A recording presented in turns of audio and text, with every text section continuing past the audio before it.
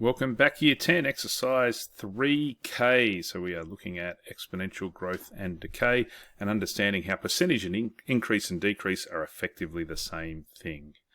A couple of definitions you probably already know: per annum, per year. We know that from our compound interest, simple interest last year. Exponential growth and decay can be modelled according to the rule A equals K times A to the power of T. T for time. We talk about exponential functions where X was in the exponent. Here, the variable time, that's in the exponent. Same sort of thing. A is the total amount that we get out. K is the initial amount, and T is the time. It's very similar, you remember, and I think it's actually probably easier if you stick with this rule. The total amount that you get from an investment is your principal, 1 plus... Now, I tend to use I for the interest rate and N for the number of years. That's probably an easier one to work with. This would be if there was an annual rate of interest or annual growth, which is what we're going to be looking at here. We can, of course, go with the slightly more complicated version, which is when we have interest compounding or growth compounding weekly or monthly or in a period other than 1 year, we divide it by the number of rests per year, and then we multiply the number of years by the number of rests. So R equals the number of rests. And what is a rest? Well, it's the compounding periods.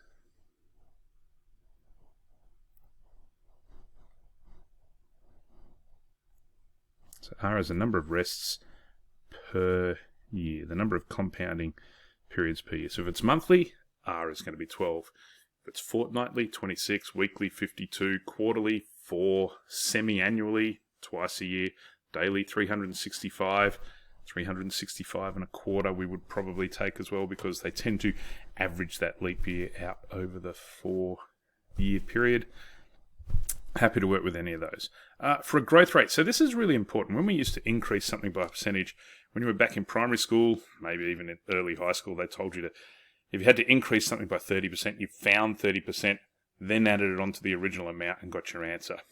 Last year, hopefully you were taught 30% increase, I'm going to end up with 130%, so I multiplied by 1.3. 1 to get the 100%, 0.3, that's the other 30%. If we're going to decrease something by 10%, rather than finding 10% and then subtracting it, what do? We just go, 100% minus 10%, that's 90%, 0.9. 0.9 times the original value will give me the decreased amount. It's important that we do it that way so we can work those questions backwards. Same with this, rather than using 1 plus R over 100 or 1 minus R over 100 if we're decaying at an exponential rate, decreasing at an exponential rate, I would rather you just use the 1 plus I, 1 minus I, the growth rate that we talked about last year.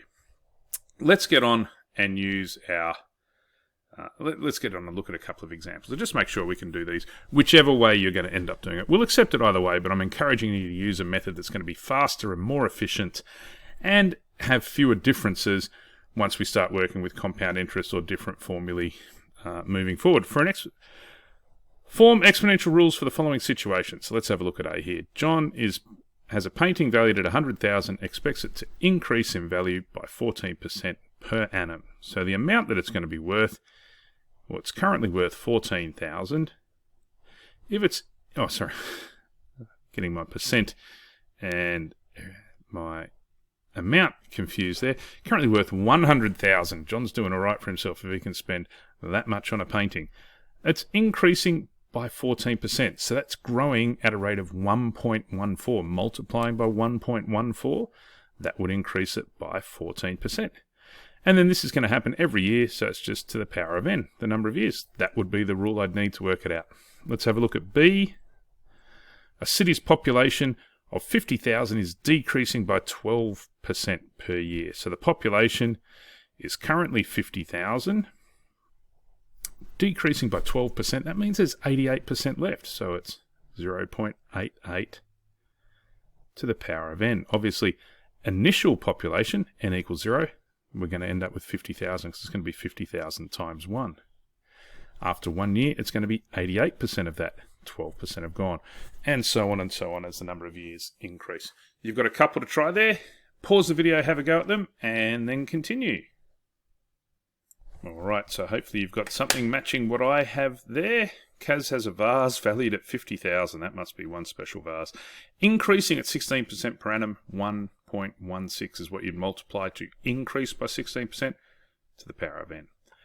Initial population of 10,000, decreasing at 9% per year, so here's 10,000.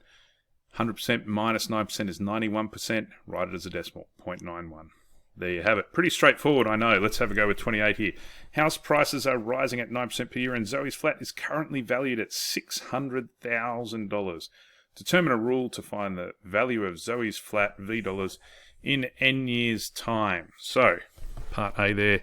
Well, I know the value. It's going to start off at 600,000.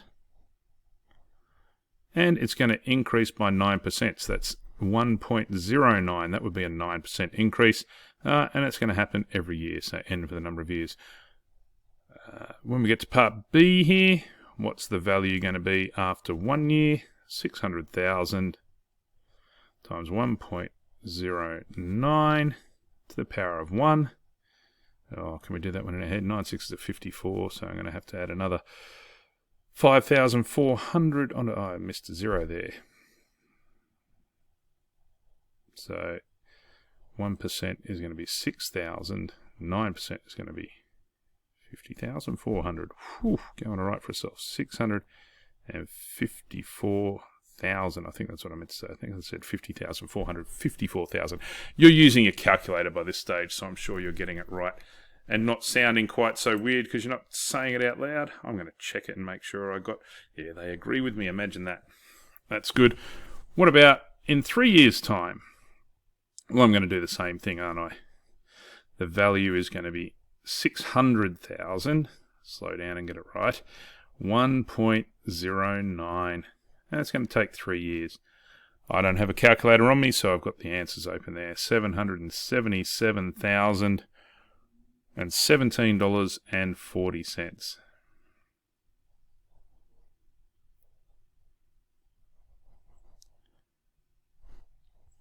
And that's what it would be worth in 3 years' time. Again, nothing overly complicated about that. Use trial and error to find when Zoe's flat will be valued at 900,000 to one decimal place. I'm not going to make you do this in an exam because we're going to learn how to use logarithms to find these answers. But what would I do? 900,000. Stylus wants to misbehave. 600,000.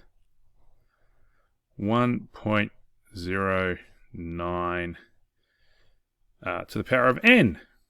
And then I just have to rearrange this a little bit. So I divide by 600,000 and I get 1.5 or 3 over 2.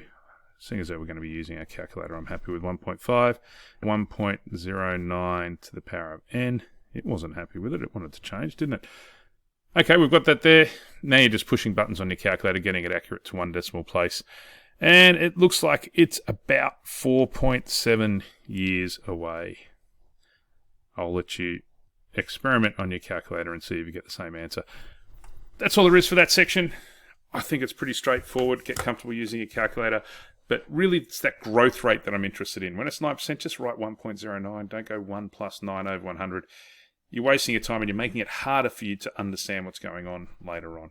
I really want you to be able to say, oh, it makes sense. Decreasing by 15%, 100 minus 15, I'm left with 85%, 0.85. That's enough for today. Keep up the great work, guys. We'll be seeing you back at school before you know it. Bye for now.